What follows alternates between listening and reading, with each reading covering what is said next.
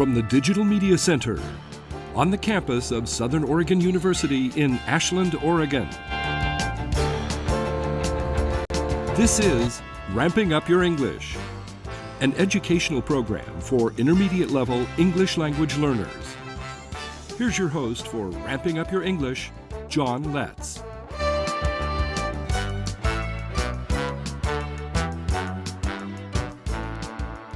Welcome to Ramping Up Your English, winner of the Southern Oregon Program of the Year and the Best Education Show. I'm your producer and host, John Letts. Ramping Up Your English is an instructional support program for intermediate level English learners. Now, if you've already passed the beginning stages of learning English and you want to reach higher levels of English proficiency, this program is designed to meet your needs and get you closer to your goal. Ramping Up Your English is for English learners from all language backgrounds and for people of all ages. We take a content-based approach to helping you reach higher levels of English proficiency. Our current thematic unit is Native Americans. This is segment 1 of episode 79.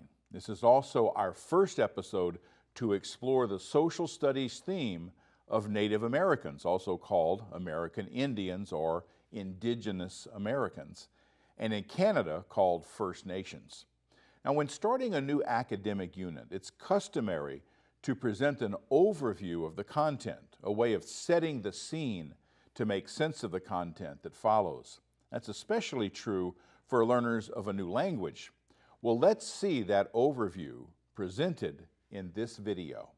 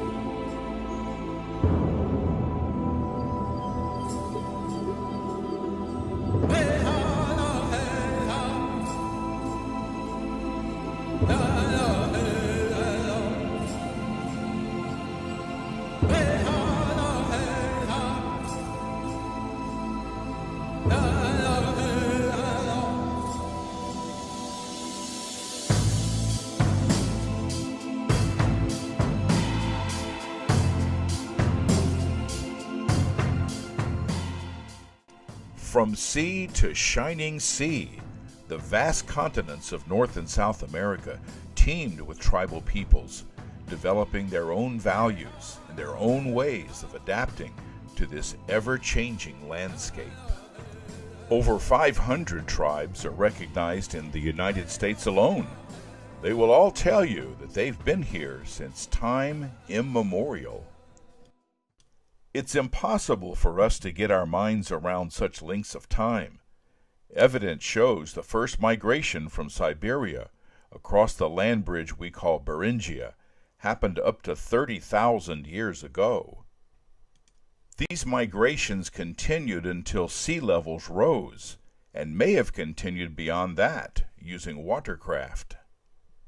Following huge mammals we call mammoths, waves of hunter-gatherers moved into territory never before inhabited by Homo sapiens. These groups found passages through ice sheets that were up to a mile thick, enduring life on the edge of survival to learn from this land. The learning of how to survive and thrive is evident in the faint traces they left behind, evidence that at least some survived to populate these continents and pass down their hard-won knowledge to the heirs who are still very much here on this land where they laid the first human footprints. These groups found this land rich in all they needed as they expanded southward. They developed an ethic of deep appreciation and gratitude for plants and animals that gave them life.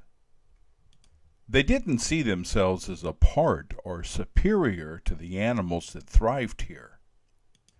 They lived a communal life, yet enjoyed a level of personal freedom that we could scarcely imagine today. There were also challenges, to be sure. There were winters of starvation and conflicts with neighboring groups. As one tribal member said, "We didn't have much, but we lived a full and meaningful life." Many of these groups formed nations and built great cities. These were highly organized societies formed after thousands of years of living on this land. In some cases, the same land supported a much larger population than it does today.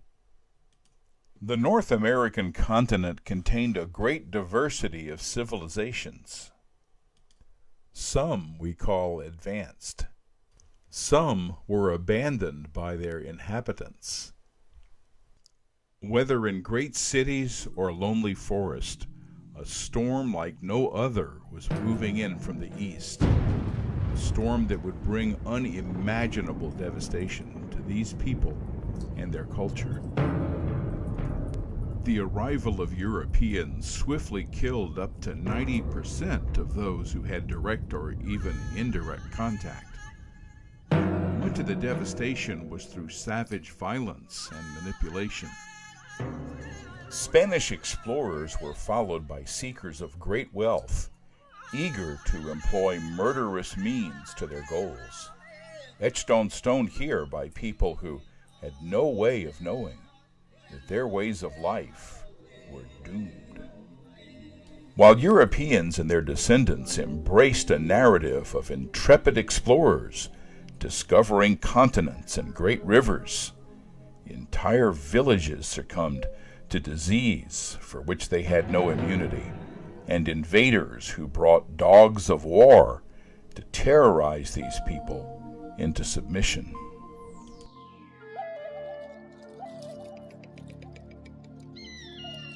By the arrival of English colonists, tribes in North America were battered by shifting alliances between Spanish, French, English, and Dutch occupiers. The same pattern of deadly diseases and attacks continued, only now they were unwittingly entangled in European conflicts and dominated by exploitive trade practices.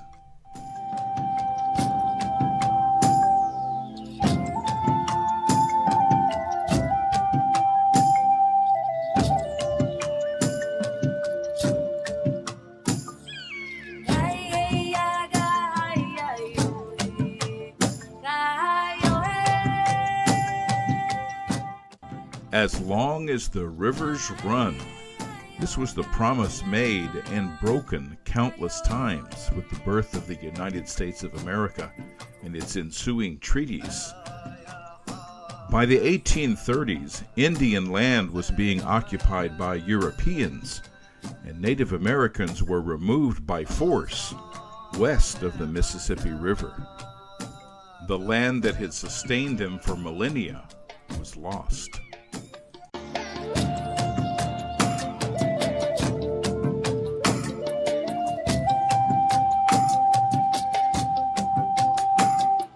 We were the Shawnee Nation.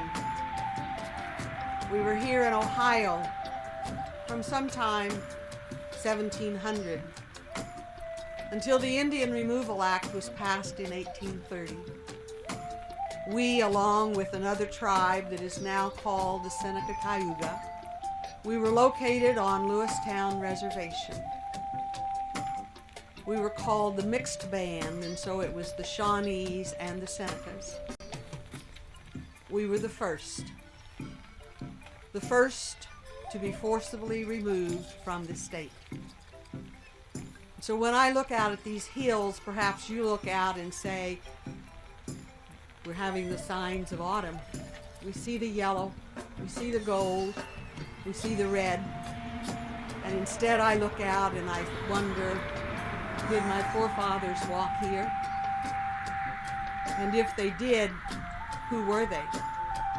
Because you see, we lost almost everything when we were forced to remove from Ohio in 1832.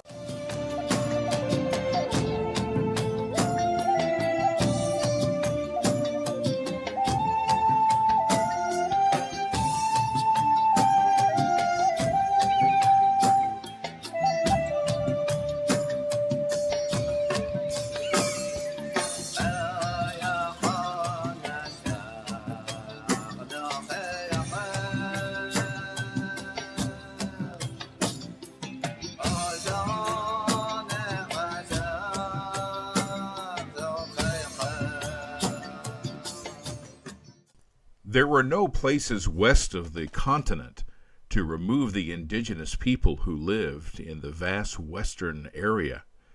And despite their spirited resistance, their populations again were reduced through violence.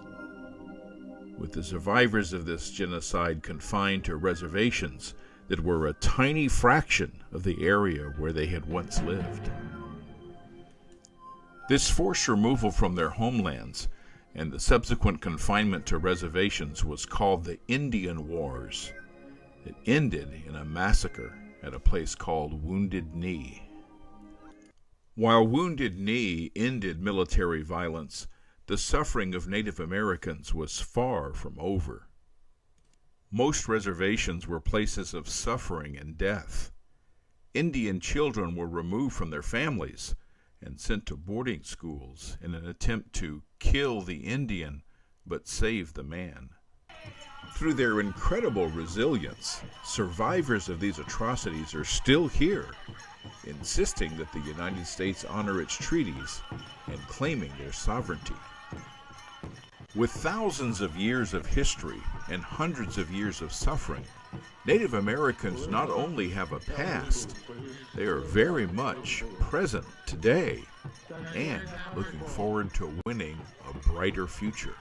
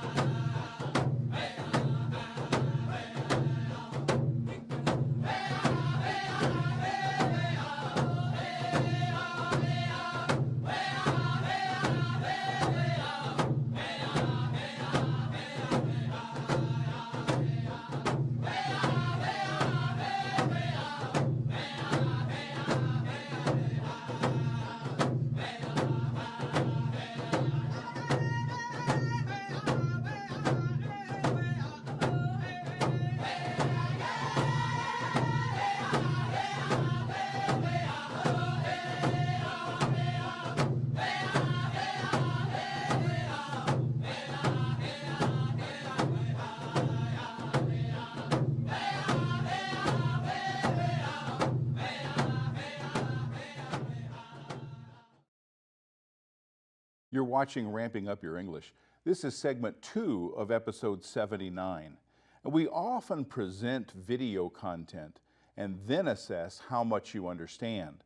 But the video you just watched is just to set the scene, to give you some idea about what we'll be working with in terms of the theme, what we're doing now.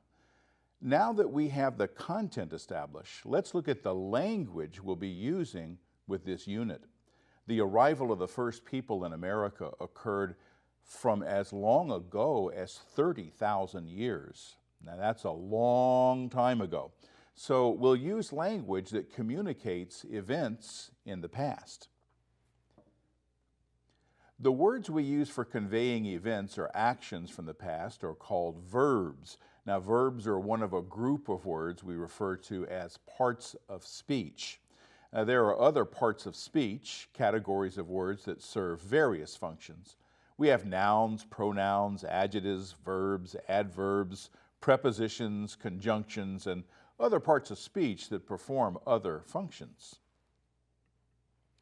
Now, verbs are primarily the words of action. They tell us what is happening now, or what will happen, or what happened in the past. They tell us something about what someone or something does. Now, verbs also convey being. So if it's doing or being, you'll want a verb to communicate that. If you're conveying an action and the form of the verb we use in that case will tell the listener or reader when that action happened. Was it done in the past? Is it being done now? Will the action be done in the future? And that's why the story of our Native Americans is such a perfect opportunity to ramp up our English skills with verbs. We have a long history that's filled with actions and states of being. Now, the history of the first Americans is fascinating, yet it can also be hard to look at because it's often tragic. While the history of American Indians goes way back in time, to time immemorial, it's important that we not get stuck in the past. So the people we learn about are very much still here in the persons of the descendants of the people in history. And history is not the last word, although there was a time when it looked like it would be.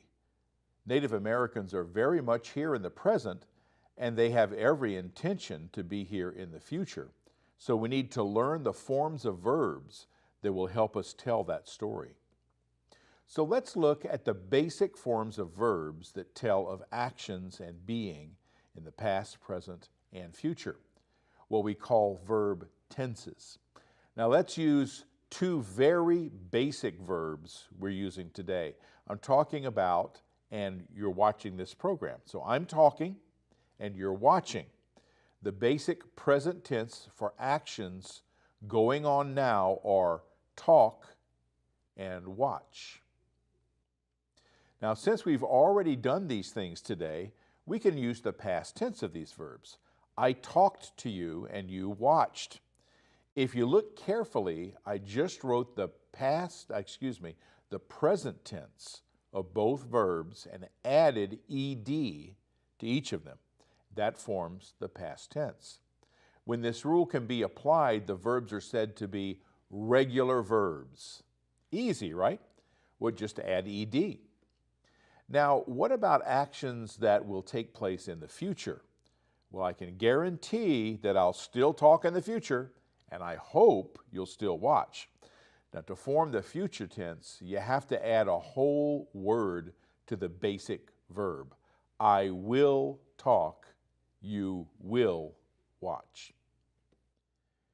So the present tense verbs talk and watch are changed to the past by adding ed on the end of the word, and changed to the future by adding the word will right before the present tense verbs. I talk every day, including now. I talked yesterday, and I will talk tomorrow. You must watch this program or you wouldn't hear or see me. So unless you just started, you watched this program before this instant. And I hope you will watch this program in the future. So, this is getting our language together with these verbs. And the important thing to remember is that they can be words of action, but they can also be verbs of being. And we'll go into more detail about those. Plus, I just told you about regular verbs, the kind you add ed to make them in the past. Well, guess what? In English, there's always some craziness. There's irregular verbs, and we'll, in this unit, go over that.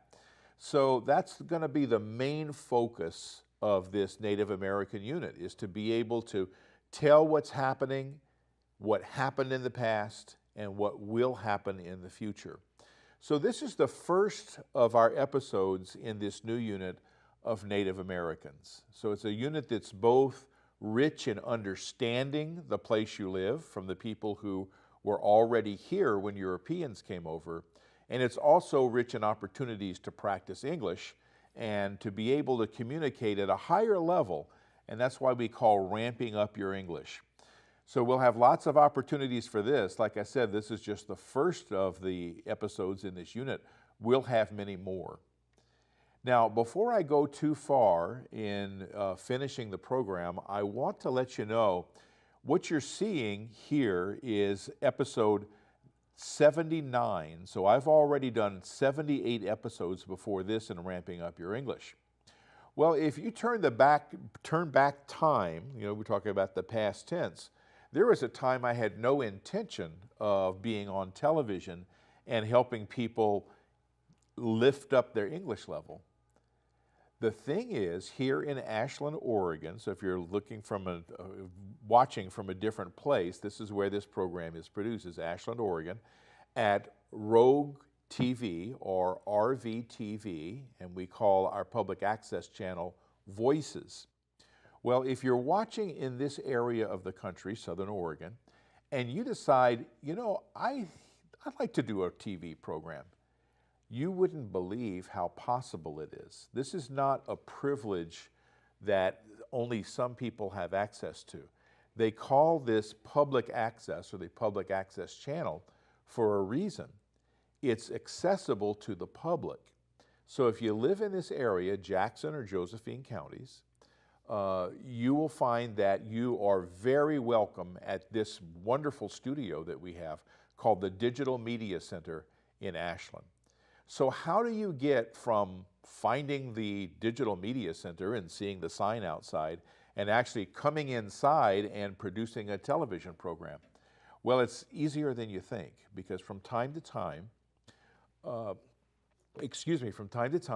they offer classes called the Studio Producers Class. And what you can learn from that is basically limitless, but it's a way to get you oriented to being able to do television programs, to using the equipment here. Now, when I took my class back in 2010, I really didn't have a lot of desire to do or plans to do any particular program. Years before, I used to volunteer for the public television station in Medford, and I just wanted to get my hands on that equipment again. I wanted to be part of a technical crew again. And so I took the class, and that allows you to use the facilities here so you can come in and volunteer on someone else's program. So you're helping someone else achieve their vision, their creative vision, in taking care of helping with the technical aspects that make all this possible. But I had already been producing in the field, they say, in other words, not in a studio, a program called Adventures in Education. That's the other program that I continue to produce to this day. Well, I had been doing that in the field a little bit at a time because I had a full-time job as a teacher, so I didn't have a lot of time to devote to this. At one point, I came in to help other people with their programs and realized the potential of using the facilities here in the studio. And so that began my first studio production of that program, Adventures in Education. It was an interesting time because people were facing a ballot that had three really important things on it. One of those things was GMO foods. The other thing on there was the library. They were forming a separate taxing district for the library in Jackson County. And the third thing was that Jackson County was in danger of losing their extension program from Oregon State University. Well, it turns out that because this GMO issue got so many people to vote, that they did get funding for the extension program, so it's continuing to this day, and they did get the taxing district for the library. So a lot of good came out from doing that first studio program. And I decided, well, I'll do what I've been doing with Adventures in Education, which is to spotlight positive things happening in the world of education in our region. But to use the studio, the power of the studio, along with some field production, and put that all together so that viewers could see what it looked like to be there when these positive things were happening in education, both in a school setting and for our community. And that continues until this day. But sometime during that point, as a retired teacher, or I don't think I was actually retired yet, I started thinking, you know, I have a lot of experience in language instruction. My last years as a classroom teacher was teaching English as a second language. And I would love to take that experience and take those skills and put them to work in this new medium. And so that's how we end up with Ramping Up Your English. So that's an exclamation of these are all things that you can do. You can go on to their website at sou.edu and you can find all the information you need to connect with when these workshops happen and all that. Now, as for going to websites, you can get in touch with me at my website, but basically also through email, as you saw before, letscreatepro@gmail.org. And then all of my Ramping Up Your English episodes are on that letscreate.org. And of course, this is all free. Now, you can also go to our archive site, archive.org/details/Rogue TV, and there's a search box, and you just put in Ramping Up Your English, and there you have it. You have all 79 episodes. In addition to that, you can watch this live on TV at Ashland Home Network, this channel 15, as well as in other parts of Southern Oregon, which is cable channel 182 on Charter Cable. I'll see you next time for Ramping Up Your English. I'm John Letts.